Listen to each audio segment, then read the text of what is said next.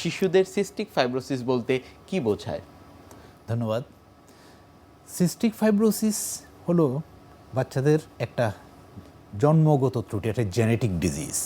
আমাদের মানবদেহের কার্যক্রমগুলা পরিচালনার জন্য, সুন্দরভাবে নিয়ন্ত্রণ করার জন্য জি। যে মানবদেহে 23 জোড়া ক্রোমোজোম আছে, তার মধ্যে 7 নম্বর যে ক্রোমোজোম, তার মধ্যে যদি কোনো কারণে জন্মগতভাবে কোনো ত্রুটি হয়, ত্রুটিপূর্ণ কোনো মিউটেশন বলে কোনো ত্রুটি হয়, সেই থেকে এই রোগটা সিস্টিক ফাইব্রোসিস নামক এই রোগটা তাদের হয়। সিস্টিক ফাইব্রোসিস অ্যাকচুয়ালি বাচ্চাদের হয়। এই রোগের প্রকোপটা, প্রকাশটা বিভিন্ন বয়সে হতে পারে। শুধু যে বাচ্চাদের হবে তাই না, বড়দেরও হতে পারে। কিন্তু মেজরিটি ক্ষেত্রে, অধিকাংশ প্রায় ক্ষেত্রেই দেখা যায় যে এই রোগের প্রকোপটা বাচ্চাদের ক্ষেত্রেই বেশি হয়।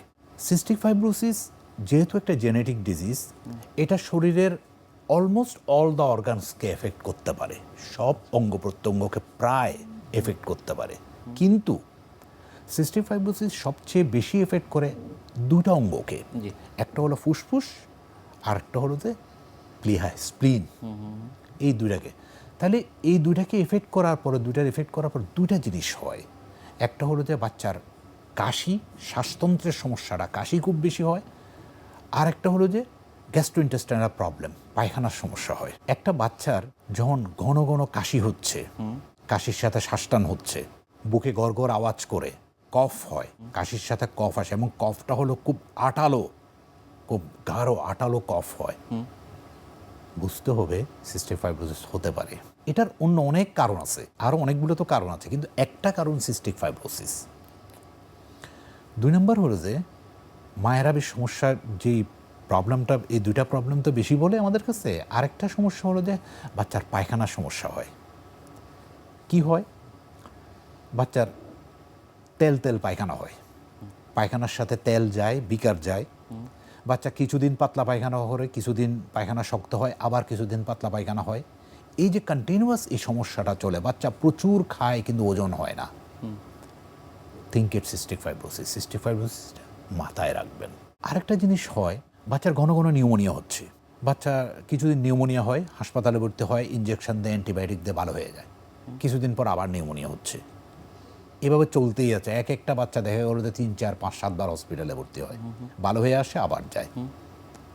আনটিল আদারওয়াইজ যদি অন্য কিছু না থাকে, থিঙ্ক ইট সিস্টিক ফাইব্রোসিস চিন্তা করা উচিত। আচ্ছা।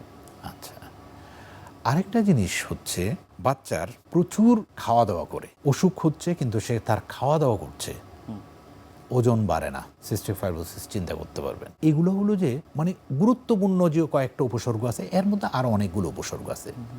আনফর্চুনেটলি আমাদের দেশে কি সমস্যাটা হয়, এক সময় এই সিস্টিক ফাইব্রোসিসটা ছিল, মানে এখনও ওয়েস্টার্ন কান্ট্রিতে, সাদা চামড়ার দেশে কিন্তু সিস্টিক ফাইব্রোসিসটা একটা খুব কমন ডিজিজ। ওদের দেশে কিন্তু সিস্টিক ফাইব্রোসিস রোগটা অনেক বেশি হয়। তো এক সময় আমাদের দেশে একটা প্রচলিত ধারণা ছিল যে সিস্টিক ফাইব্রোসিস সাদা চামড়ার রোগ, এটা আমাদের এখানে হয় না।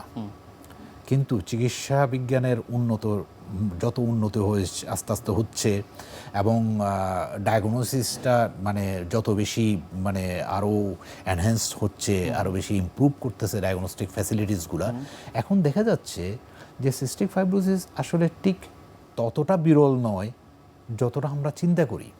আগে মনে করা হতো এটা আমাদের মধ্যে আছে অলরেডি।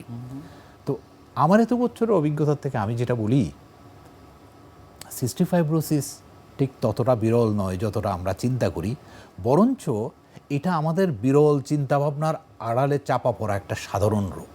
কারণ কি, একটা বাচ্চা কন্টিনিউয়াস কাশি হচ্ছে, ডাক্তারের কাছে যায়, ডাক্তার অ্যান্টিবায়োটিক দেয়, ভালো হয়ে যায়, কিছুদিন পর আবার কাশি হয়, আবার ডাক্তারের কাছে যায়, ঘুরে ফিরে যায়, কিন্তু ডাক্তার সাহেব চিন্তা করে এটা নিউমোনিয়া হতে পারে, এটা অ্যাজমা হতে পারে, এবং ওই ট্রিটমেন্টই দিয়ে যাচ্ছে। কিন্তু কখনোই আমরা কিন্তু চিন্তা করি না যে এটা আদার্স অন্য কিছু হতে পারে, বা তার মধ্যে সিস্টিক ফাইব্রোসিস হতে পারে।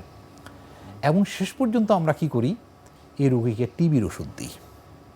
আমার কাছে যত সিস্টিক ফাইব্রোসিসের রোগী আসে, প্রায় সব রোগী টিবির ওষুধ খাওয়া। আমি পরে জিজ্ঞেস করি কেন আসছেন, পরে টিবির ওষুধ খেয়ে ভালো হয় নাই।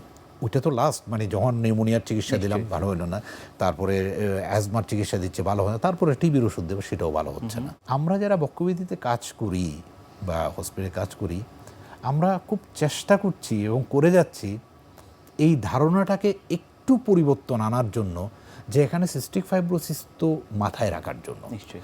আমি কখনোই বলবো না যে এটা cystic fibrosis is the only, এই কারণগুলো বললাম এটা অনেকগুলো কারণে হতে পারে, কিন্তু একটা কারণ যে সিস্টিক ফাইব্রোসিস আমরা সেটা বারবার মিস করছি।